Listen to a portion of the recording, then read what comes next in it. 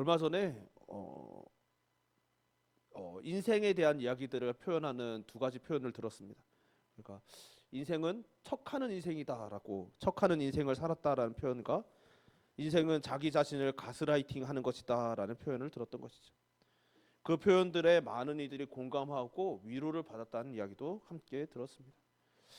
그런 이야기들을 들으면서 새삼 느끼는 것이, 참 인간은 아무리 대단해 보여도 그 사람의 업적이나 그 사람들이 이룬 성취나 이런 것이 아무리 대단해 보여도 결국 연약하고 저마다 피하고 싶고 도망치고 싶은 현실을 살아내고 있다라는 생각을 하게 되었던 것이죠. 그렇죠. 그게 바로 인간인 것입니다. 저마다 어쩔 수 없이 다른 사람의 시선 때문에 자신을 다잡기 위해, 약점 잡히지 않기 위해서 등 다양한 이유로 저마다의 큰 산을 넘어가고 있는 중인 것이죠.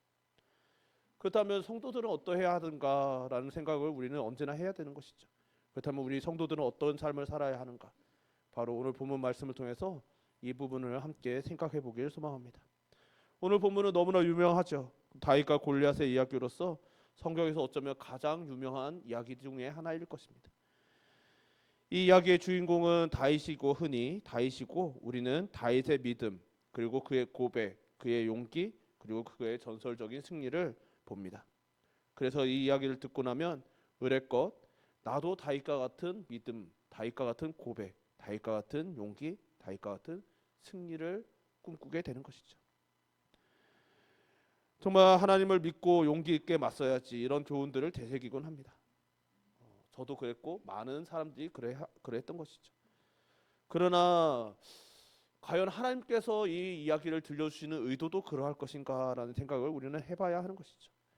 물론 그런 교훈들이 없다는 이야기는 아닙니다. 그런 교훈들은 언제나 있는 것이지만, 그런 교훈 이전에 하나님께서 본질적으로 주시고자 하는 메시지가 있다는 것을 알아야 되는 것이죠. 그 외의 교훈들은 있으면 좋지만 몰라도 상관없는, 정말 하나님께서 더하여 주시는 것이지, 정말 하나님께서 진정으로 전하시고자 하는 메시지가 무엇인지, 그 의도가 무엇인지를 한번 헤아려 봐야 하는 것이죠.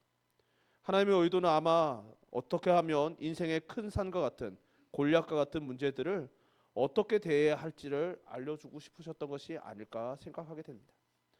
오늘 본문의 다윗과 골리앗이 가까워지고 있죠. 정확히는 골리앗이 다윗을 향해 다가왔습니다. 그리고 다윗을 발견하고 업신여기고 저주하고 위협하는 내용으로 오늘 본문들이 시작되고 있습니다. 사실 그럴 만도 하죠. 다윗은 골리앗에 비해서 왜소한 자였을 것입니다. 다윗이 그렇다고 뭐 정말 또래보다 약하거나 뭐 왜소했던 사람일 것이라고 생각되지는 않지만, 골리앗이 그만큼 장대한 사람인 것이죠. 고대인들의 평균 신장보다 훨씬 더 큰 체격, 그러니까 오늘날로 치면 2m 정도 되는 체격을 가졌다고 하는데, 2m의 체격은 오늘날에도 매우 장대한 체격이죠. 근데 고대에는 정말 거인이라고 생각할 만큼 어마어마한 체격이었을 것입니다. 그런데 이 체격의 차이라는 것은 사실 현대에도, 많은 기술이 발전한 현대에도 몸으로 싸우는 격투기나 이런 데서도 이 체급 차이는 깡패라는 말이 있을 만큼, 체급의 차이는 어지간해서는 극복할 수 없을 만큼의 격차를 주는 조건이 되는 것이죠. 그러니 다윗과 골리앗의 이 체급 차이라는 것은 고대에는 상상도 할 수 없을 만큼, 절대로 이길 수 없다라고 여길 만큼 절망적인 차이였을 것입니다. 그렇다고 해서 다윗이 가지고 있는 다른 조건들이 좋았겠습니까? 다윗은 뭐 갑옷도 입지 못했고, 자신에게 맞는 갑옷이 없었으니까요. 또 칼도 가지고 있지 못했다라고 성경은 기록하고 있습니다. 골리앗이 그리고 또한 나아오면서 하는 다윗을 향하여 내뱉는 말들, 그리고 표현들, 그리고 그의 걸음이나 움직임들은 보면 그냥 단순한 기록도 아니라 골리앗이 그 당대에 정말 충분한 전투 기술을 가지고 있었던, 가장 앞서 있는 최신 전투 기술을 가지고 있었던, 기술에 능한, 전투술에 능한 자였음을 또한 우리 엿볼 수 있다라는 기록이 있는 것이죠. 그러니까 골리앗의 체격도, 전투 기술도, 장비도 모두 다윗을 압도하는 상황이었습니다. 그러니 그런 골리앗이 다윗을 바라볼 때 조롱하는 마음, 업신여기는 마음이 드는 것은 당연한 것이고 상식인 것이죠. 그런데 사실 골리앗과 다윗의 차이만 그러한 것이라 오늘을 살아가는 우리도 그러합니다. 우리 모두도 골리앗의 위협 아래 살아가고 있는 존재들이죠. 그 골리앗은 사람이 아닐지라도 때로는 우리의 학업일 수도 있고 업무일 수도 있고 건강일 수도 있고 관계일 수도 있고 정신일 수도 있고 두려움일 수도 있고 죄책감 등 여러 가지 것들, 종류도 다양한 종류의 골리앗들이 저마다 우리 앞에 있는 것이죠. 그리고 이 골리앗들은 끊임없이 우리에게 불안과 공포를 조장합니다. 그 불안과 공포를 어떻게 조장합니까? 내가 너보다 더 크고 강하다라는 것이죠. 우리보다 더 크고 강해 보이는 골리앗을 바라보며, 여러분 정말 우리가 믿음의 연수가 아무리 깊어지고 말씀을 많이 알고 하나님을 많이 경험해서도 어쩔 수 없이 우리는 인간이기 때문에 연약한 마음이 드는 것이죠. 정말 두렵고 떨리고 불안해지고 공포가 우리에게 엄습하게 됩니다. 그들은 계속 속삭이는 것이죠. 골리앗들은 계속 너 그렇게 계속 있으면 실패하고 망할 거야. 이대로 있으면 가만히 있으면 끝나는 거야. 일단 이 일이 급하니 당장 이 일부터 해결해야 되지 않을까? 나와의 문제부터 일단 해결해야 되지 않을까라고 우리에게 이야기하는 것이죠. 이러한 골리앗들 앞에 서면 정말 나는 메뚜기 같고 내가 나의 믿음을 착각한 것 같고 하나님과의 관계도 착각한 것만 같은 순간들이 있습니다. 이대로 우리의 인생이 망한 것만 같은 순간들이 있는 것이죠. 이 골리앗들이 매일 매 순간마다 우리 앞에서 소리치며 조롱하고 업신여깁니다. 그리고 우리를 해요하는 것이죠. 근데 이 골리앗들의 공통점이 있는데 그들은 우리에게 거짓말을 한다는 것입니다. 그들이 하는 거짓말들은 어떤 거짓말이냐면 우리의 마음을 무너뜨리고 우리의 정체성을 흔들기 위해 우리의 가치와 기준을 자꾸 무너뜨리고 정말 순서를 바꾸고자 하는 거짓들인 것이죠. 예를 들면 그 골리앗들은 우리의 인생을 자꾸만 조건형으로 만들려고 합니다. 정말 우리가 여러분 지나간 주일이 부활절이었으니까 정말 우리가 그 어느 때보다 예수님에 대해서 집중하여 묵상하고 기도하고 또 예수님에 대한 생각에 더 깊이 나아갔던 시간들이었겠죠. 그리고 우리들이 공통적으로 고백하는 것이 무엇입니까? 나는 자격이 없는데 하나님께서 우리를 사랑해 주셔서 예수님의 그 크신 사랑으로 십자가의 사랑으로 우리가 정말 조건 없는 그 은혜로 우리가 하나님의 자녀가 되고 주의 백성이 되었다고 주의 몸된 교회가 되었다고 고백하지 않았습니까? 그런데 골리앗들은 자꾸 그러는 것이죠. 조건을 거는 것입니다. 너 성도로서 살아가려면 전능하신 하나님을 섬기려면 그래도 너 이 정도는 갖춰야 되지 않을까? 그래도 이 정도의 학식은 갖추고 이 정도의 조건도 갖추고 그래도 그가 하나님을 섬기려면은 좋은 걸로 드려야지. 그리고 좋은 거 드리려면 뭐가 필요해? 돈이 필요하잖아. 여러 가지 이야기를 자꾸 하면서 우리가 하나님을 향한 순수한 마음과 감격을 그러니까 감격하게 됐지 사랑하게 됐지 그러면서 너가 사랑하는 사람에게 뭘 해줘야 돼? 그 사람이 좋아할 만한 물건들을 채워드려야지. 좋은 걸 줘야지. 자꾸 그러는 것이죠. 오늘날의 이 시대가 참 신앙인과 불신앙인을 막론하고 끊임없이 우리들에게 조건을 거는 시대를 우리가 살고 있습니다. 과거에도 그랬고 늘 그래왔지만 그 어느 때보다 조건이 더 촘촘해지고 정말 벗어날 수 없는 조건들을 가지고 살아가는 것을 봅니다. 오늘 청년들도 보면 정말 제가 지도했던 청년들 중에는 대부분이 결혼을 앞두고 있는 청년들이 많았었는데 결혼을 하려고 하면 필요한 것들이 너무 많은 거예요. 집도 사야 되고 차도 갖춰야 되고 뭐 정말 번듯한 직장도 있어야 되고 어느 정도의 저축도 있어야 되고 정말 남자는 어떤 성품과 어떤 것들 이런저런 조건들 여자들도 어떤 이런 조건들 저런 조건들 저마다 끊임없이 이런 것이 있어야 된다는데요 저런 것이 있어야 된다는데 끊임없이 자신들이 갖춰야 되는 조건들을 자꾸 나열해 나가는 거예요. 더해가는 것이죠. 알아보면 알아볼수록 조건들은 이 조건을 채워보려고 어떻게 알아보다 보면 조건들이 줄어드는 것이 아니라 하나하나 해결되는 것이 아니라 조건의 리스트가 점점 커지는 거예요. 그러니까 너무나 근심 걱정하게 되는 거죠. 결혼뿐이겠습니까?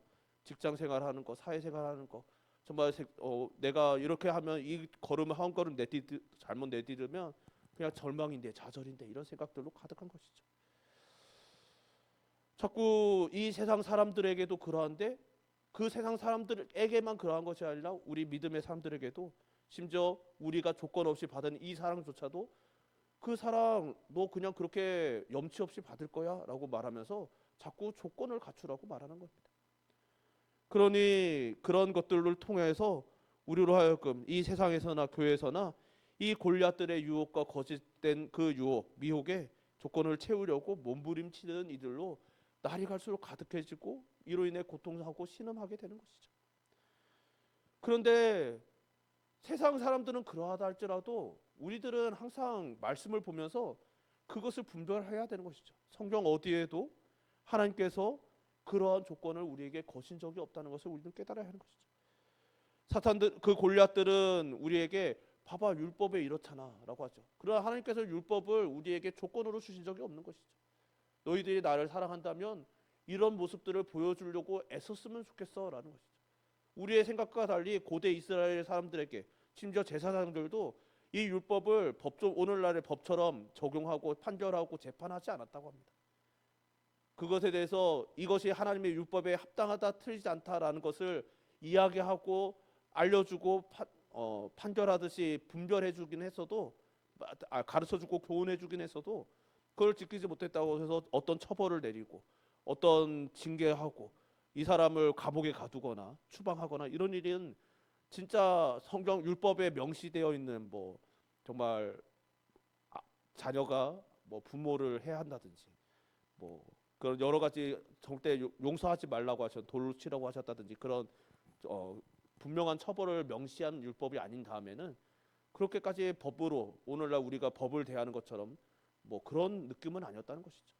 그러니까 하나님께서 율법을 주실 때 이걸 가지고 너희들을 내가 너 이런 조건들을 다 갖추기 전에는 내 자녀가 아니야라고 하시기 위해서 주신 것이 아니라 너희들이 나를 사랑하는 방법이 이런 것들이니까 이런 것들이고 그 중에서도 이것들은 너희들이 절대로 꼭 지켰으면 좋겠어라고 하고 지키지 않으면 내가 너희들을 용서할 수가 없는 것들이야라고 알려주셨던 것들인 것이죠. 그러니까 우리가 생각하는 것만큼 하나님께서 율법도 과거에 그렇게 무섭게 여기는 율법조차도 하나님께서 우리를 억압하고 정말 그것을 갖추지 않으면 우리가 공포에 떨어야만 하는 그런 공포스러운 존재들이 아니었던 것이에요. 하나님께서 우리를 공포로 다스리고 공포로 우리를 억압하고 공포로 우리가 꼼짝달싹 못하게 하시려고 하셨던 적이 없으셨던 것이죠. 그런데 사탄은 자꾸 그렇게 말하는 거예요. 좀 열심히 있는 자들에게 그래 그래도 기왕이면 잘 지키려고 하면 우리가 좀 더 강제력이 있어야 되지 않을까? 그래서 장로의 유전이 생기고 그래서 서로 감시하고 서로 억압하고 서로에게 멍해를 메우고 그러면서 그 율법이 오늘날 우리가 느끼는 그런 강고한 이미지가 되었던 것이죠.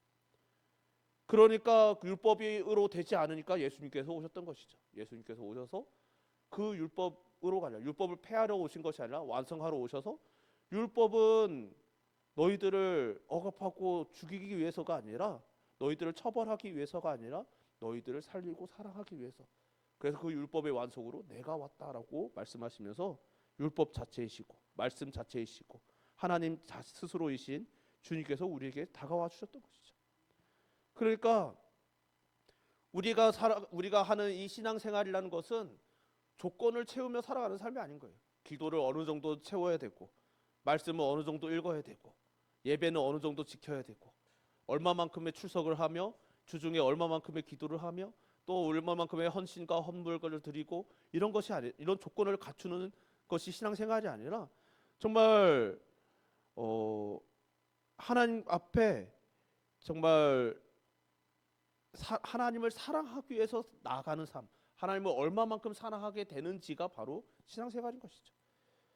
앞서 말씀드렸던 이 조건을 갖추려고 하는 삶이 되면 어떤 것이 되냐면 신앙생활이 아니라 종교생활이 되는 것입니다.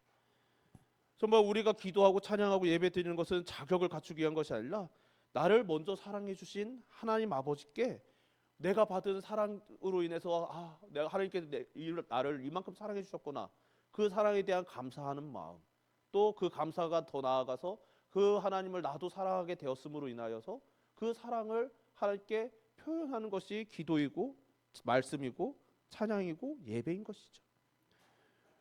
그러면서 우리는 나를 사랑해 주시는 아버지께 기도로 찬양으로 또 말씀으로 예배로 정말 사랑을 고백하고 나의 그 하나님께서는 내가 약해도 정말 때로 실수해서도 넘어졌어도 그 모든 것을 다 용납해 주시고 여전히 사랑해 주실 분임을 믿기 때문에 우리의 모든 것을 아뢰 수 있게 되는 것이죠. 그냥 이런 거 아뢰면 하나님께서 나를 불쌍히 여기사 이렇게 해주시겠지라가 아니라 내가 이렇게 약해도 넘어져도 약점이 많아도 이 세상에서 약점이 보이면 정말 그것 때문에 불이익을 당하기 때문에 약점을 숨겨야 되잖아요. 근데 우리 하나님은 숨기지 않아도 여전히 변함없이 사랑해 주시죠. 정말 그렇기 때문에 우리가 기도할 수 있게 모든 것을 아뢰고 모든 것을 온전히 아랠 뿐만 아니라 표현하고 온전하게 찬양하고 감사하고 사랑할 수 있게 되는 것입니다. 그것이 바로 우리의 신앙인 것이죠. 성경은 이스라엘 백성들, 그러니까 오늘날의 유대인들이 탁월하고 그 삶이 훌륭해서 선택했다고 하신 적이 한 번도 없고, 또 신약에서도 문벌 좋은 자, 학식 있고 능력 있는 자들을 선택했다고도 하지 않으셨습니다. 언제나 우리의 연약함과 또 우리의 신분, 우리의 가지지 못한 결핍들이 있음에도 불구하고 우리를 사랑하셨다는 것이죠. 그러니까 하나님께서 우리를 선택하신 것은 어떤 조건이 우리가 생각하는 조건들이 아니라 그저 사랑하시기 때문에 선택해 주셨다는 거예요. 우리의 가치는, 그러니까 우리 성도의 가치는 우리가 얼마만큼 경건했느냐, 어떤 조건들을 갖추느냐에 있는 것이 아니라 하나님께서 우리를 사랑해 주심에 우리의 가치가 있는 것입니다. 그러니까 이 세상에서 우리를 어떻게 평가하든지, 우리에게 어떤 말을 하든지, 우리가 외적으로 어떤 조건을 갖췄는지는 정말 아무런 우리의 존재 그 정체성, 우리의 존재의 의미에 어떠한 영향도 주지 않는 것이죠. 그래서 때로는 세상의 비난과 조롱이 우리의 마음을 아프게 하지만, 그렇다고 해서 우리가 예배를 멈추게 됩니까? 아니죠. 그럼에도 불구하고 하나님은 여전히 살아계시고, 그 하나님이 우리를 여전히 사랑하고 계시고, 그 하나님을 우리는 여전히 믿어지고, 그렇기 때문에 우리가 여전히 하나님을 사랑하기에 예배 드리지 않을 수 없어서 오늘도 예배 드려 나왔고, 어떤 상황과 환경 속에서 우리는 예배 드려 왔고 예배 드리게 될 것인 것이죠. 그 과정에 우리의 외적인 조건들이 어떤 변화가 됐든 그것이 순간 우리의 마음을 흔들리게 한다 할지라도 우리는 변함없이 예배 드리는 것, 그것은 우리의 가치가 그런 것들에 있는 것이 아니라 언제나 하나님의 말씀, 사랑에 있는 것이기 때문인 것입니다. 간절히 바라기는 이 자리에 있는 저와 여러분 우리 모두가 우리가 그 무엇도 끊을 수 없는 예수 그리스도 안에 있는 하나님의 사랑 안에 있음을 늘 신뢰하시면서 그것을 믿음으로 담대하게 살아가시는 그런 성도님들 되시기를 주님의 이름으로 축원합니다. 다윗은 바로 그 사실을 너무나 잘 알았던 것이죠. 그래서 다윗은 자신이 가지고 있는 조건들을 가지고 보고 골리앗과 그 조건들을 비교하는 것이 아니라 하나님만을 의지하는 모습을 보이는 것입니다. 그것이 45절인 것이죠. 다윗이 블레셋 사람에게 이르되 너는 칼과 창과 단창으로 내게 나아오거니와 나는 만군의 여호와의 이름 곧 내가 모욕하는 이스라엘 군대의 하나님의 이름으로 내게 나아가노라. 아멘. 지금 다윗은 자신의 손에 있는 어떤 조건도 의지하지 않고 있습니다. 오직 하나님의 이름만 품고 나아가고 있는 것이죠. 다윗의 생애와 시편들을 가만히 보면 다윗은 항상 이렇습니다. 그러니까 그는 실제로도 그의 가지고 있는 조건들이 괜찮은 사람이죠. 외모도 준수하고 아름답다고 돼 있습니다. 그리고 그는 실력 있는 군인입니다. 그가 가지고 있는 여러 가지 괜찮은 조건들이 그의 스펙도 또 그의 커리어도 너무나 훌륭합니다. 괜찮은 조건들을 갖춘 승리의 군주였습니다. 그러나 그는 자신이 갖춘 그 어떤 실력이나 조건도 고려의 대상으로 삼지 않습니다. 늘 하나님을 의지하며 하나님의 이름을 의존하며 나아가죠. 다윗이 가지고 있는 가장 강한 무기이자 승리의 유일무이한 조건은 하나님의 이름이었습니다. 여기에서 우리는 완전히 다른 두 가지 무기가 대조되는 것을 우리는 보게 되는 것이죠. 바로 칼과 단창 그리고 창대, 만군의 여호와의 이름의 대조입니다. 골리앗은 칼과 창과 단창으로 나왔고, 이것은 인간들이 가지고 있는 상식적인 힘들이죠. 무력, 기술력, 자금력 등 인간의 능력입니다. 보이는 무기이며 힘이죠. 골리앗은 자신이 가진 것을 의지하며 나왔습니다. 그리고 자신이 가지고 있는 것이 더 우월하다는 것에 자신감을 가지는 사람이었습니다. 다윗은 만군의 여호와의 이름으로, 하나님의 이름으로 나아갑니다. 다윗이 의지한 것은 하나님의 능력이며 하나님의 사랑이고 하나님의 신실한 언약이었던 것이죠. 그러한 다윗의 아들이었던 솔로몬은 잠언 3장 5절에 이렇게 교훈하죠. 너는 마음을 다하여 여호와를 의뢰하고 내 명철을 의지하지 말라. 너는 범사에 그를 인정하라. 그리하면 내 길을 지도하시리라. 여호와를 의뢰하라, 여호와를 인정하라. 이것이 무슨 말입니까? 인간들은 과거의 경험에 비추어서 자꾸 미래를 준비하는 존재들이죠. 과거의 이런 경험들에 비춰서 앞으로는 이럴 것이고 내일은 이럴 것이고 예측하면서 그 예측되는 것들을 준비합니다. 대비합니다. 그러나 사실 미래는 무슨 일이 일어날지 예측 불허인 것이죠. 과거에도 그랬다고 해서 앞으로도 그럴 수는 없습니다. 미국이 저럴 줄 알았겠습니까? 경제가 이럴 줄 알았겠습니까? 어떤 재난들이 일어났을 때 정말 과거에 일어났던 100년 이내 가장 최고치의 재난을 상정하고 대비했어도 그 이상의 재난이 와서 무너지는 일들을 우리가 살아있는 동안에도 여러 차례 우리들이 보지 않았습니까? 상상을 초월하고 아무리 대비해도 대비할 수 없는 일들이 미래에 언제나 일어나고 있는 것입니다. 정말 인간은 자신들의 경험과 지식, 가지고 있는 자원들로 잘 대응하며 헤쳐나가며 살 수 있다고, 우리가 살 수 있다라고, 잘 살 수 있다고 믿고 있지만 안 되는 것이죠. 예상과 다른 일들로 당황하고 실수하고 패하고 무너지기도 합니다. 그래서 역사 이래로 정말 엄청난 강대국, 이 강대국이 패배할 이유가 없는데 패배하고 그 한 번의 패배로 인해서 너무나 어이없이 무너지고 붕괴하는 일들이 역사 속에 무수히 일어나는 것이죠. 그러니까 오늘날에 제가 뭐 미국에 대해서 이렇다 저렇다 예측하거나 이런 것이 아니라 정말 미국이 정말 이 세상에서 현재 현존하는 가장 강대한 나라이지만 이런 아무리 강한 나라라 할지라도 이 나라가 계속 지속될지 이 강함이 혹은 너무나 어이없이 한순간에 무너질지 우리는 알 수 없다는 것입니다. 그 누구도 알 수 없고 그것은 우리가 대비한다고 대비되어지지도 않는 일인 것이죠. 그러니 인간의 대비와 인간의 지혜와 명철은 언제나 한계가 있음을 인정하고 성도들은 나의 명철, 우리의 명철이나 우리의 능력을 의지하지 않는 자들인 것이죠. 우리의 세상을, 우리의 시간과 공간을 매일매일 매순간 창조하시는 우리의 내일도 여러분, 우리 인간들은 내일이 당연히 오는 줄 알지만 내일도 사실 엄연히 말하면 내일이라는 시간을 하나님께서 창조해서 우리에게 주시는 겁니다. 그러니까 매일매일을 창조해서 우리에게 매일 아침 매일매일을 우리에게 계속 더하여 주시는 거예요. 그러니까 시간도 하나님께서 창조해 주시는 것이고 그것이 유지되는 것도 하나님께서 그 능력으로 유지하며 인정하며 섭리해 주시는 것이죠. 그러니까 내일을 창조하여 우리에게 주시는 하나님을 인정하며 그 창조주께서 우리에게 우리의 지혜와 능력으로는 대비할 수 없고 준비할 수 없고 대응할 수 없고 살아낼 수 없는 내일도 그 창조주께서 우리를 인도해 주실 것을 믿음으로 우리는 살아가야 하는 것이죠.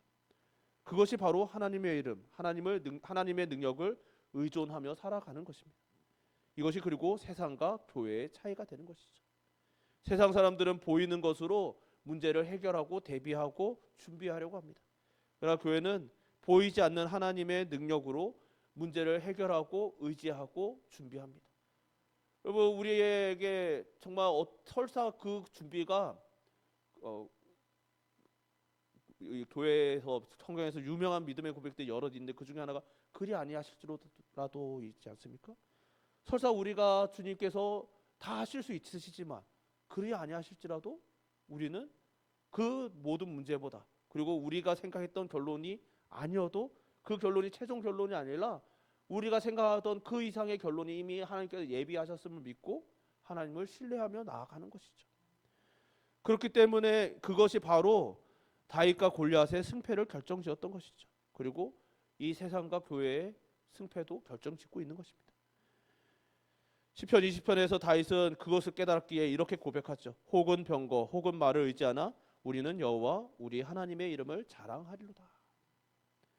이 고백이 다윗만의 고백이 아닌 우리의 모두의 고백이기를 주님의 이름으로 축원합니다. 그렇다면 이 고백은 어떻게 나오는 것일까요? 다윗은 시편 27편에서 이렇게 고백한 바 있죠. 내 부모는 나를 버렸으나 여호와는 나를 영접하시리이다. 이 부분에 대해서 일전에도 나눈 적 있지만 참 사람들의 사랑 중에서 인간들이 표현할 수 있고 알 수 있는 그리고 인지할 수 있는 사랑 중에서 가장 무조건적인 사랑은 부모의 사랑이라고 말하죠. 그러나 그런 부모의 사랑도 완전하지 못하여 버려지는 일들이 이 세상엔 참 허다하죠. 정말 그런 부모의 사랑도 더 인간의 사랑이라는 것은 그만큼 한계가 있는 것입니다.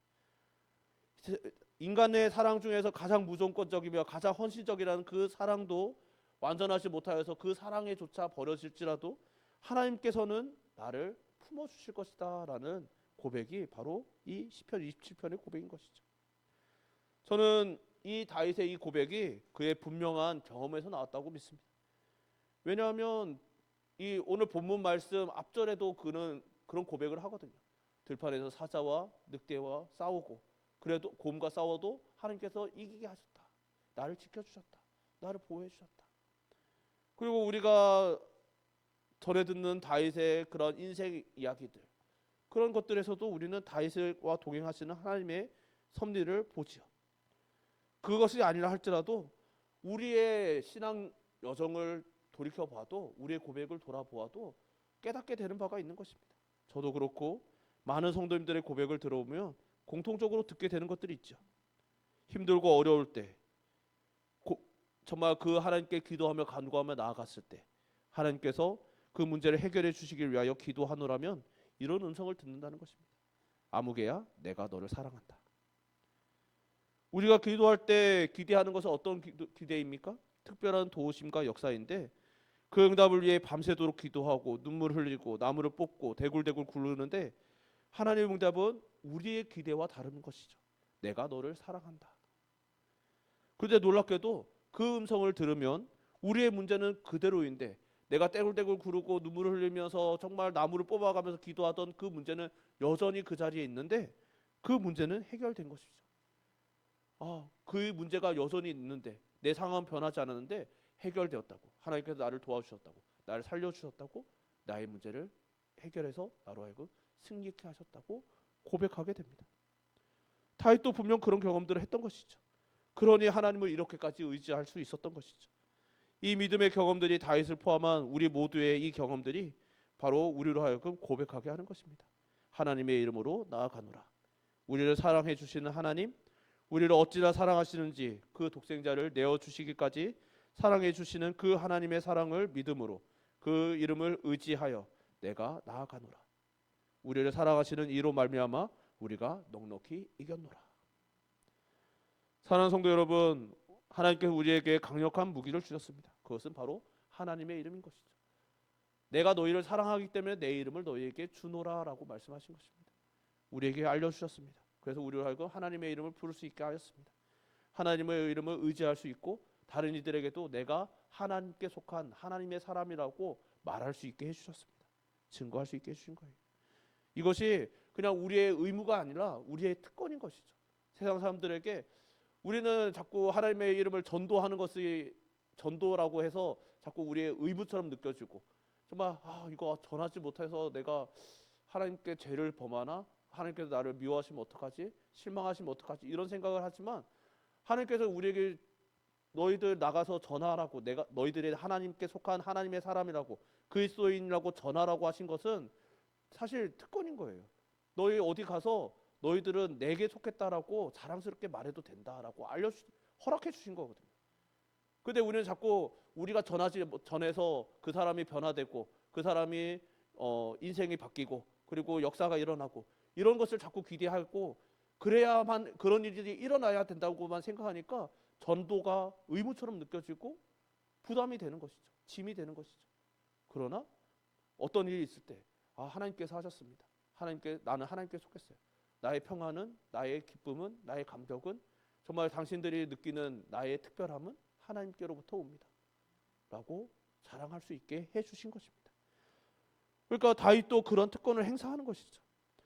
내가 정말 조건들이 정말 이 모든 조건들이 열악해도 내가 이겼다. 왜? 하나님께서 나와 함께 하시니까. 하나님께서 그 이름을 나에게 주셨으니까. 우리의 고백이 또 그러한 것이죠. 그래서 다윗은 아직 여전히 골리앗이 눈앞에 있음에도 불구하고 이미 승리자의 말을 하고 있는 것이죠. 46절과 47절에 오늘 여호와께서 너를 내 손에 넘기시리니 내가 너를 쳐서 내 목을 베고 블레셋 군대의 시체를 오늘 공중에 세워 땅의 들짐승에게 주어 온 땅으로 이스라엘의 하나님이 계신 줄 알게 하겠고 또 여호와의 구원하심이 칼과 창에 있지 아니함을 이 무리에게 알게 하리라. 전쟁은 여호와께 속한 것인즉 그가 너희를 우리 손에 넘기시리라. 아멘. 지금 다윗은 골리앗 앞에 서서 싸우기도 전에 싸움을 시작하지도 않았는데 내가 이겼다라고 이미 선포하고 있는 거예요. 내가 이겼다. 너는 이미 내 거다. 너의 몫은 내가 이미 배웠다. 블레셋 군대도 이미 들의 짐승들과 하늘의 공중의 새들에게 이미 주었다라고 말하고 있는 거예요. 왜? 하나님께서 내게 이미 주셨다는 것이죠. 이것은 다윗의 희망사항도 아니고 학원의 주문도 아니고 광신도 맹신도 아닌 믿음입니다. 그는 하나님을 경험했고 그분의 사랑 고백을 들었고 그렇기에 그 사랑을 믿었습니다. 분명히 고백하지 않습니까? 사무엘상 17장 36절과 37절에 주의 종이 사자와 곰도 쳤은즉 살아계시는 하나님의 군대를 모욕한 이 할례 받지 않은 블레셋 사람이리이까? 그가 그 짐승의 하나와 같이 되리이다. 또 다윗이 이르되 여호와께서 나를 사자의 발톱과 곰의 발톱에서 건져내셨은즉 나를 이 블레셋 사람의 손에서도 건져내시리이다.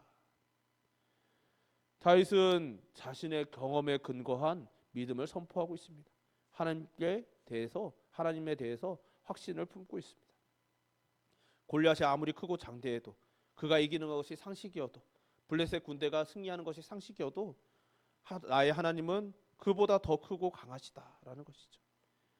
사랑하는 성도 여러분, 서두에도 말씀드렸듯이 우리는 다윗을 보면서 교훈을 얻어야 합니다. 그러나 그 교훈은 우리가 다윗을 본받기 위한 교훈이 아닌 것이죠. 다윗이 바라보았던 하나님을 볼 수 있어야 된다는 교훈이어야 하는 것입니다. 정말 하나님께서 다윗을 통해서 다윗의 이 이야기를 통해서 알려주시고자 하는 것이 무엇입니까? 우리 눈에 이토록 대단해 보이는 다윗의 대단함은 다윗의 가진 조건에서 나오는 것이 아니라 그가 바라본 하나님께 있었음을 깨달아야 하는 것이죠. 다윗뿐이 아니죠. 모든 믿음의 영웅들이 그러하지 않습니까? 정말 그렇게 대단한 믿음의 수많은 용사들, 영웅들이라 부를 만한 그 모든 이들이 무엇으로 위대해졌습니까? 무엇으로 승리하였습니까? 영웅이라 불리게 되었습니까? 히브리서 11장에 분명히 증거하잖아요. 믿음으로. 그들은 믿음으로 영웅이 되었다. 그러니 동일하게 우리에게도 무엇이라고 말씀하시는 것입니까? 믿음만 있으면 너희들도 그러할 것이고 이거보다 더한 일도 하리라라고 말씀하신 우리 주님의 음성이 바로 그러한 것인 것이죠. 우리들이 갖춰야 하는 것은, 우리들이 깨달아야 하는 것은 다윗처럼 기도할 수 있어야겠다. 다윗처럼 담대해야겠다. 용기를 내야겠다. 골리앗을 향해서 정말 내가 맨몸으로 무모하게 보일지라도 마주 나가봐야겠다가 아니라 다윗이 하나님을 바라볼 수 있었던 것처럼 우리도 하나님을 바라봐야겠다. 하나님의 이름을 의지해야 되겠다. 하나님께서 그 이름을 우리에게 특권으로 주신 것을 내가 믿어야 되겠다. 이것이어야 하는 것이죠. 그러니 다윗으로 하여금 용사가 되신 하나님, 담대하게 하신 하나님, 확신하게 하신 하나님, 그리고 다윗에게 보였던 그 하나님을 우리도 보아야만 하는 것입니다. 우리는 다윗보다 더, 이게 참 조건이라고 말하면 참 조심스러운데 다윗보다 더 큰 은혜를 받지 않았습니까? 다윗은 그 사랑의 증거들을 그의 삶 속에서 깨달았지만 우리는 예수님의 십자가를 통해서 그보다 더 선명하게 주님께서 우리에게 그 사랑을 증거해 보이셨잖아요. 그러니 우리는 그 십자가라는 너무나 확실하고 선명한 사랑의 증거를 보았으니 다윗보다 더 쉽게 하나님의 사랑을 볼 수 있습니다. 하나님의 사랑을 느낄 수 있습니다. 그것을 더 쉽게 확신할 수 있는 것이죠. 하나님께서 우리를 사랑하시기 때문에 그렇게까지 우리에게 허락하셨습니다. 그러니 그 우리를 사랑하신다는 그 선명한 증거를 보여주시며 내가 너희를 이토록 사랑한다고 먼저 사랑하사 고백해 주신 하나님을 바라보며 우리 앞에 골리앗도 큰 산도 늘 믿음으로 이기시며 정말 담대한 성도님들 되시기를 주님의 이름으로 축원합니다. 우리 찬양 한 곡 같이 부르고 기도했으면 좋겠습니다. 힘들고 지쳐 우리 함께 찬양합시다.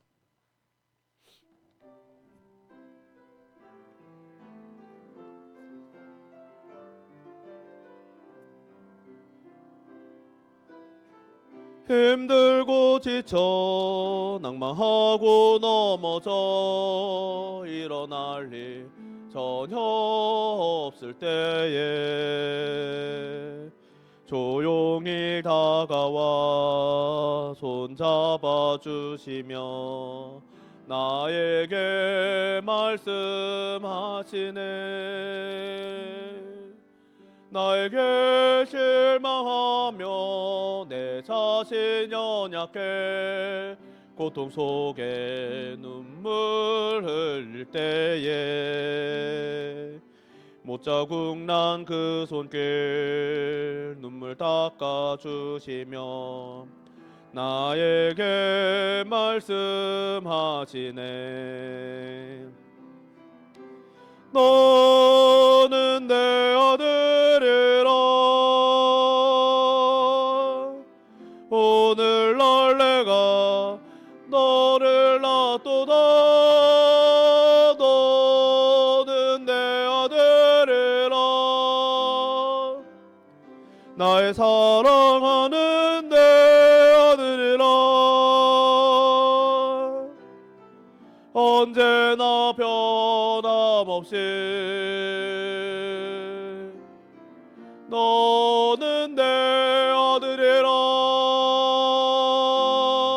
나의 십자가 고통 해산의 그 고통으로 내가 너를 낳았으니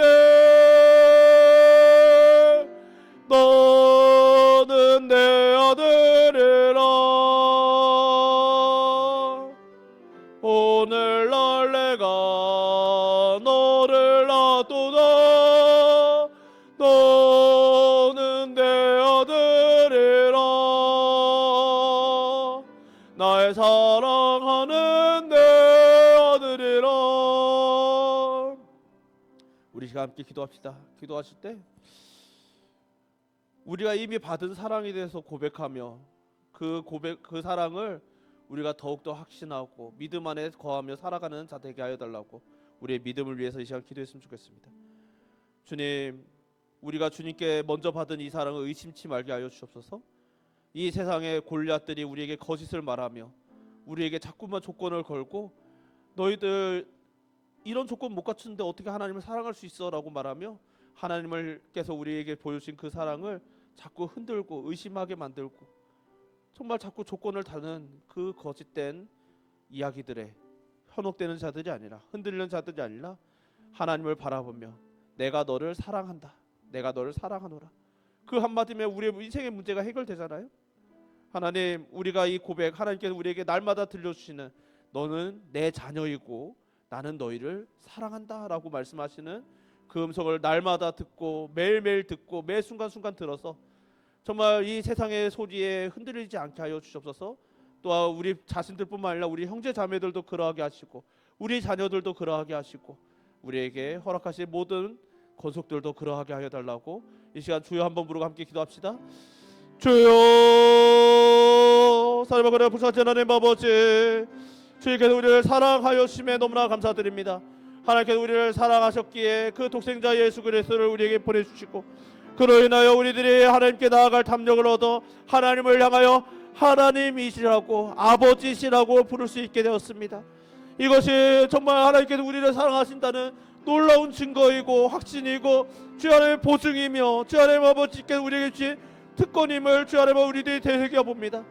그러나 하나님 아버지, 우리는 연약하여서 우리 눈앞에 자꾸 아른거리는 우리 눈앞에서 얼쩡거리며 주 하나님 우리에게 자꾸 거짓된 이야기를 들려주는 그래서 우리의 믿음을 흔들고 우리의 사랑을 주여 우리의 정체성을 흔드는 주 하나님의 골리앗들의 이야기를 듣습니다. 그들은 자꾸 우리로 하여금 하나님의 사랑에도 조건이 있고 하나님 앞에 서는 것에서 자격이 필요하다고 주 하나님의 끊임없이 우리들을 흔듭니다. 뒤흔듭니다. 거짓을 이야기합니다. 그로 인하여 우리들 또 하나님 아버지 하나님을 사랑하고 즐거워하며 기쁨을 누리는 것이 아니라 그 앞에서 무엇인가 주 하나님 아버지 해내야 된다고 갖춰야 된다고 주 하나님 자꾸 우리들이 주 하나님 아버지 침을 집니다. 주 하나님 아버지, 그러나 하나님 아버지 말씀을 통하여서 우리들이 다시 한번 되새기는 것은 다시 믿고 고백하였던 것은 자신이 어떤 조건을 갖춰야겠다고 어떤 실력을 갖춰야겠다고 어떤 일들을 해내야 되겠다고가 아니라 하나님의 이름을 의지하고 만군의 여호와를 의지하고 주 하나님 아버지 언제나 하나님께서 나를 사랑하시노라고 고백하며 주여 그 언약을 믿음으로 나아가는 것이었음을 날마다 기억하면서 우리들도 그러하게 하여 주옵소서. 주 하나님 우리들뿐 나 자신뿐만 아니라 우리가 허락하신 우리 모든 믿음의 형제 자매들이 그러하게 하시고 우리에게 허락하신 우리의 자녀들 우리 손주들 주 하나님 모든 믿음의 후손들 주 하나님 아버지에 더 나아가 우리의 형제 자매들까지 주 하나님 아버지 우리에게 허락하신 모든 주의 권속들에게까지 주 하나님 아버지 이 믿음이 주 하나님 아버지 선명하게 세워지게 하시고 그래 하나님 아버지 주님을 향한 기쁨과 감격이 우리의 예배가 주 안에 어떤 것들을 갖추기 위해서가 아니라 주 하나님 아버지 어떤 자격이 위해서가 아니라 조건이 아니야 오직 하나님을 향한 온전한 사랑 기쁨 주 하나님 아버지 주님을 향한 감격이 되게 하여 주시옵소서. 사랑하신 하나님 아버지 오늘도 이렇게 저희들을 사랑하여사 불러주시고 주의 말씀을 되새기며 주님의 사랑을 다시 한번 재확인하게 하심을 감사드립니다. 주님께서 우리를 사랑하심을 우리가 분명히 들었고 알았고 그래서 우리들이 하나님의 자녀가 되어 지금 이날 이때까지 우리가 믿음을 지키며 살아왔습니다. 그런데 주님 자꾸 우리 눈앞에서 아른거리는 골리앗들이 우리에게 자꾸 거짓을 이야기합니다. 너희들이 우리의 결핍을 이야기하며 그 결핍된 것 때문에 하나님 앞에 어떻게 설 수 있냐고 그 결핍 때문에 너희들이 하나님 앞에 어떤 자격이 있냐고 그 결핍을 채워야 되지 않냐고 끊임없이 우리에게 속삭이며 정말 우리를 업신여기며 우리를 조롱하며 우리를 뒤흔듭니다. 그럴 때 주여 우리들이 그들의 이야기에 귀 기울이며 우리의 결핍을 보고 우리의 조건들을 보며 우리가 가진 것들을 세워보는 자들이 아니라 하나님께서 우리를 부르시며 우리에게 다가오셨을 때 우리가 하나님의 자녀가 되고 성도가 되었을 때 들려주셨던 그 음성을 기억하게 하여 주시옵소서. 그 음성이 그때만 말씀하신 것이 아니라 언제나 항상 늘 영원토록 들려주시는 음성임을 우리들이 기억하고 지금 이 순간에도 우리가 듣지 못해도 깨닫지 못해도 끊임없이 우리 옆에서 우리 안에서 정말 우리가 주의 품에 앉아서 끊임없이 들려주시고 계시는 내가 너를 사랑하노라 너희는 나의 자녀다 주 하나님 아버지 주님의 그 사랑 고백을 오늘도 듣게 하시고 내일도 듣게 하시고 주님 뵙는 그날까지 그리고 영원토록 들으며 우리 또한 하나님을 향해서 하나님을 사랑합니다라고 고백하며 살아갈 수 있는 찬양하고 기도하고 예배하는 주의 백성 되게 하여 주시옵소서. 오늘도 불러주신 모든 은혜 감사드리오며 예수님 이름으로 기도드립니다. 아멘.